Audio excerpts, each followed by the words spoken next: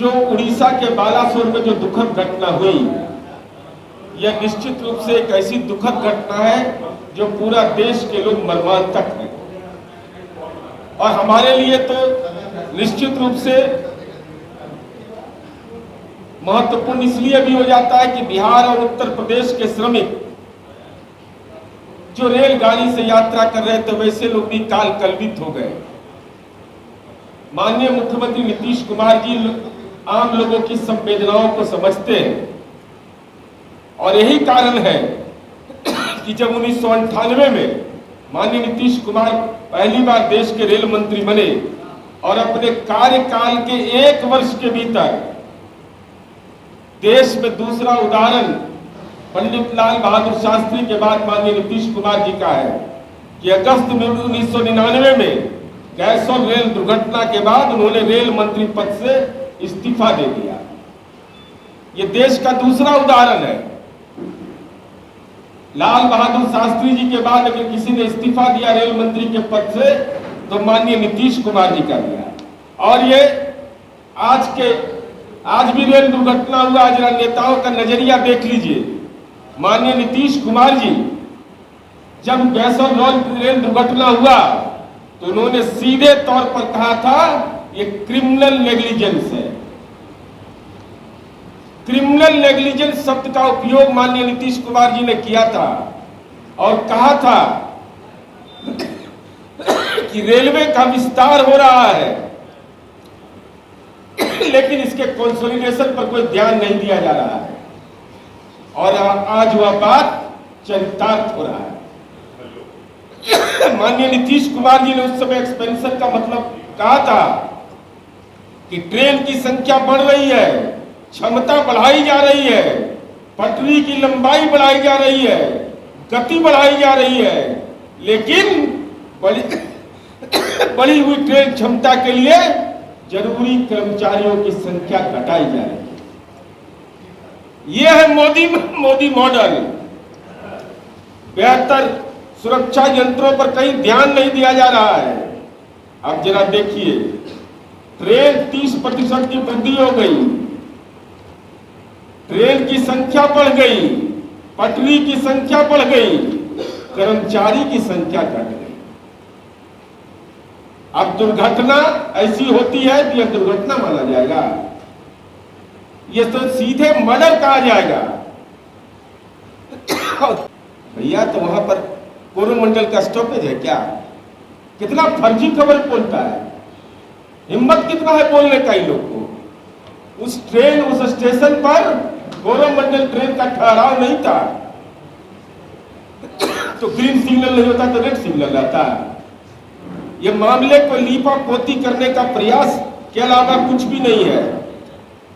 अब देखिए, ये तो मोदी इकोनॉमिक्स पढ़ाता है लोग।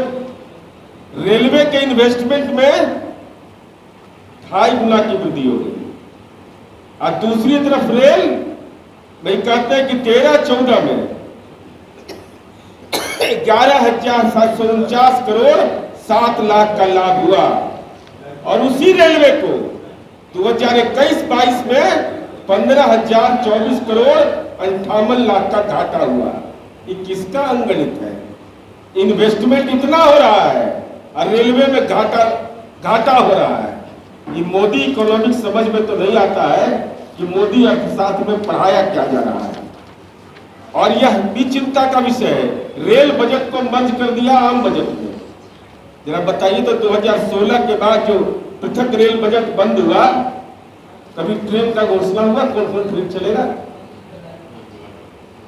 कहां से कहां चलेगा? पहले रेल बजट में विस्तार से बिंदुओं की चर्चा होती थी।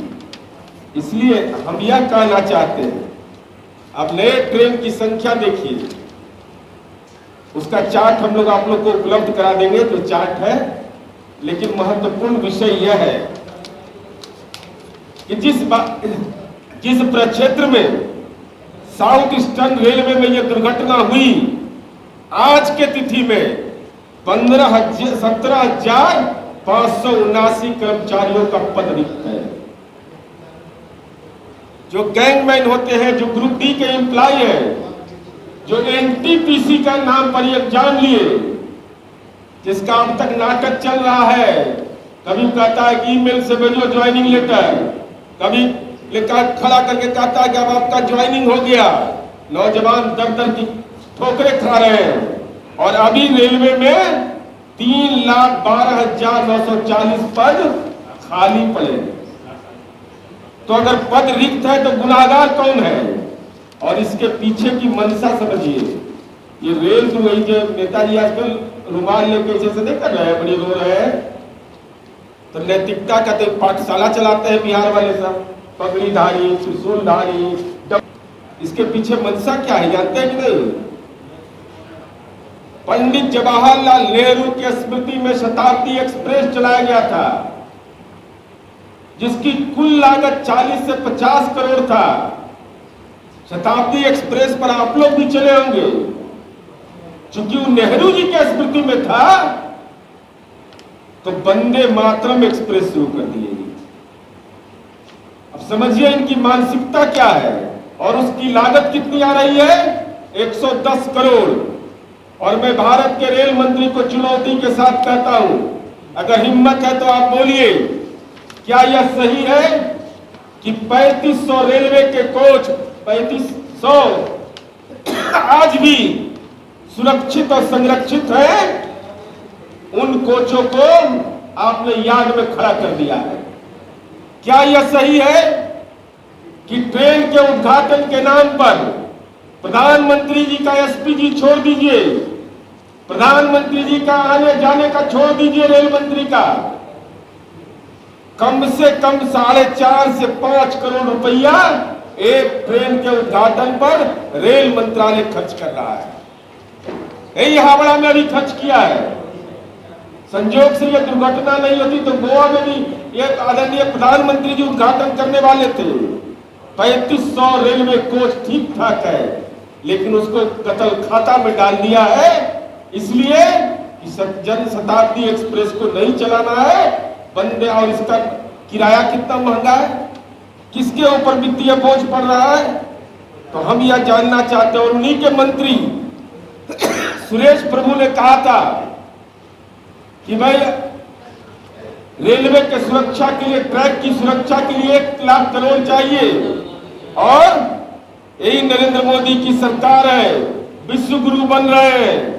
2022-23 और 21-22 में 200 करोड़ रुपया बजट आवंटन कर रहे हैं। 1 लाख करोड़ का जरूरत, और बजट का आवंटन कितना होता है? 200 करोड़ रुपया। ये कितना बड़ा भद्दा मजाक है इस देश के सामने में।